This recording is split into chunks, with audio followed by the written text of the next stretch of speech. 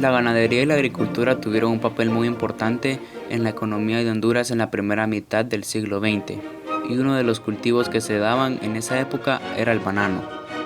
Esta economía fue dominada por empresas estadounidenses como la United Fruit Company, la Standard Fruit Company y la Cuyamel Fruit Company.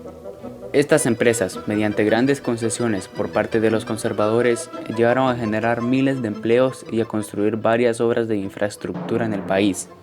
Y junto con ellas también se dieron condiciones de maltrato, explotación laboral, instalaciones insalubres, hacinamiento, formas de pago antojadizas y estafas. Y esto nos lleva a hablar sobre el enclave bananero en Honduras.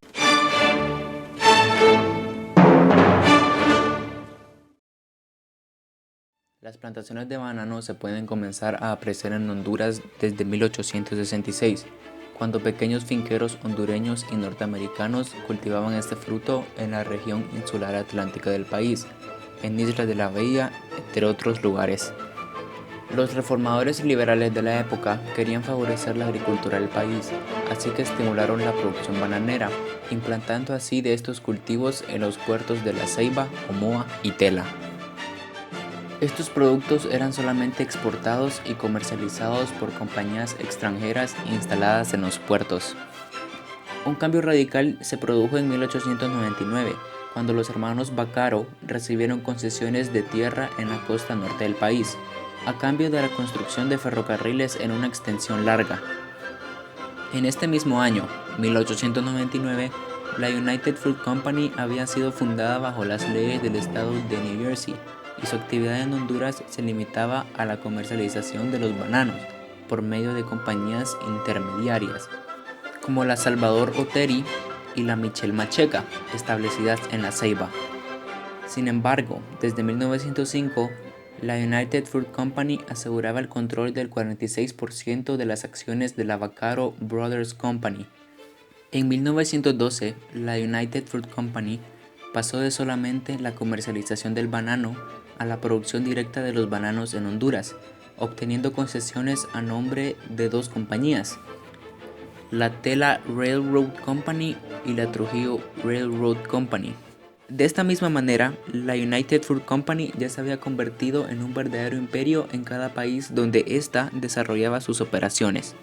Esta compañía poseía incluso su propia flota, llamada The White Fleet, y hacia 1913 eran casi 345.000 hectáreas de tierra las que detentaba en toda América Latina. Para este entonces, las demás compañías internacionales como la Standard Fruit Company y la Cuyamel Fruit Company ya estaban asentadas en el país.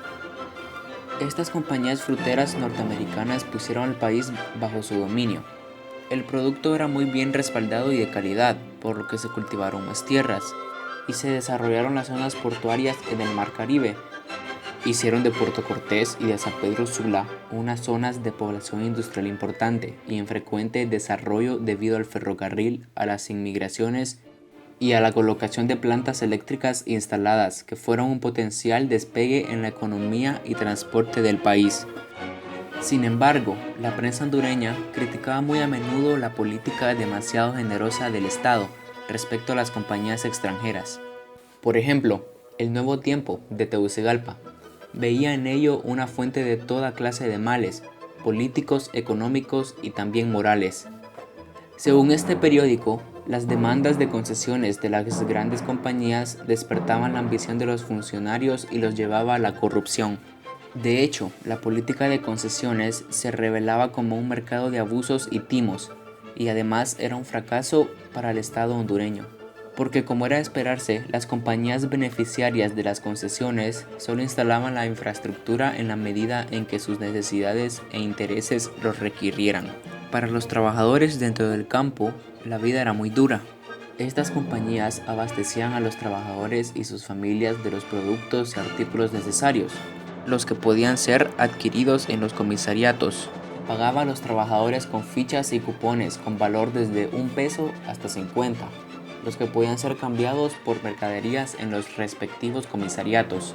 En el año 1916, tanto la United Fruit Company y la Cuyamel Fruit Company impusieron formas de pago antojadizas, en abierta contravención a las leyes del país.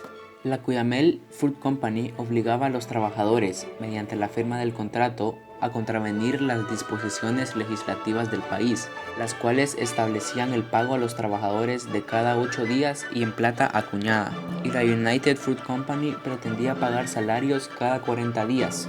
En este momento, Honduras dependía mucho de la agricultura y ganadería, y estas empresas estadounidenses aprovechaban y explotaban a los trabajadores hondureños. Sí, las compañías seguramente trajeron un gran desarrollo económico y organización a una región que tenía muy poco de ambas. La United Fruit Company, por ejemplo, construyó laboratorios de investigación y viviendas para la familia de los empleados. La United Fruit Company trajo beneficios tangibles, pero también trajo problemas o perpetuó los existentes, ya que las condiciones de trabajo eran físicamente peligrosas y los tóxicos químicos usados sobre los bananos eran un peligro constante.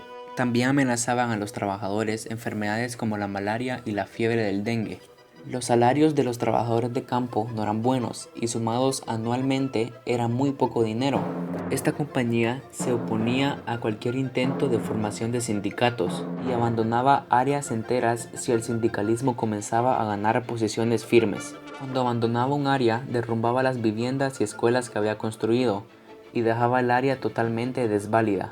En esta compañía también se podía ver que se practicaba el racismo institucionalizado, ya que en varios lugares los trabajadores no blancos tenían que ceder su puesto a los blancos, y por todas estas condiciones es que comienza la huelga de 1954. Esta huelga comienza en un punto en el que el panorama económico, político y social del país era dominado casi por completo por estas compañías. Comienza el 29 de abril de 1954. En este periodo de huelga se exigieron mejoras en las condiciones laborales de los trabajadores en el país, ya que en la República de Honduras no existía una ley ni código que rigiera sobre el trabajo o sobre el trabajador. Aquí nacen las organizaciones sindicales en el país, y por otro lado, los esfuerzos iniciales del gobierno para poner fin a la huelga fracasaron y los paros empezaron a extenderse a otras industrias. Y para el 21 de mayo, el número de huelguistas se acercaba a 30.000 y la economía del país estaba bajo una fuerte presión. Habían varias exigencias como razón de esta huelga, las cuales eran libertad sindical, la creación del Ministerio del Trabajo, mejores condiciones salariales, protección de la salud de los trabajadores, creación del Código de Trabajo y creación de la Seguridad Social. La huelga duró aproximadamente 64 días y terminó con el derrocamiento de las intervenciones estadounidenses, dando lugar a un gran cambio laboral en las compañías fruteras y con la firma de un acuerdo con la reivindicación de los derechos laborales en Honduras. Y estos derechos laborales fueron reducción de la jornada laboral, transporte, educación y salud. Las consecuencias de la huelga no fueron inmediatas, pero la huelga demostró la fortaleza de los trabajadores bananeros, y la respuesta del régimen fue modificar la estructura de dominación por el temor de una revolución social organizada por la clase obrera.